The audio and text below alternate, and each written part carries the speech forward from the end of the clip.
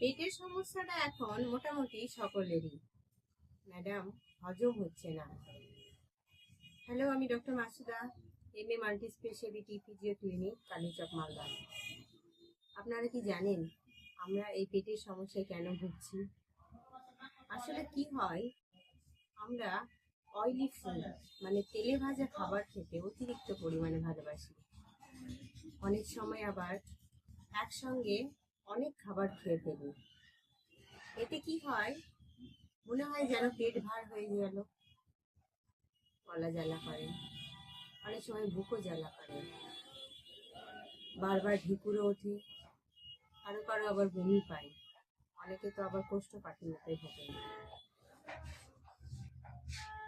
এই সমস্যা থেকে রেহাই পেতে আমাদের বিশেষ কিছু করতে হবে না, একটু ফুড হ্যাবিট চেঞ্জ করতে হবে এবং লাইফস্টাইল মডিফিকেশন দরকার। সেটা কি?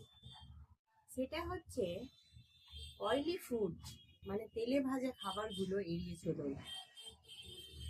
একসঙ্গে অনেক খাবার খাবেন না, বারবার একটু একটু করে খাবেন। প্রতিদিন যে আমরা চা বা কফি পান করি, সেগুলো অতিরিক্ত পরিমাণে পান করবেন না। তার সঙ্গে মনে রাখবেন, রাতের খাবার ঘুমানোর 2 থেকে 3 ঘন্টা, মিনিমাম 2 থেকে 3 ঘন্টা আগে খেয়ে নিন এবং খাওয়ার সঙ্গে সঙ্গেই শুয়ে পড়বেন না। একটু হাঁটাহাঁটি করুন এবং প্রতিদিন নিয়ম করে 3 থেকে 3.5 লিটার জল পান করুন। তার সঙ্গে খাবারের তালিকায় কিছু সহজ পাচ্য খাবার রাখুন, যাতে ইজিলি ডাইজেস্ট হয়। যেমন স্যুপ রাখতে পারেন, ওটস বা ডালিয়া, কিছু বয়েলড ভেজিটেবলস, তার সঙ্গে পেঁপে, কলা ইত্যাদি খেতে পারেন।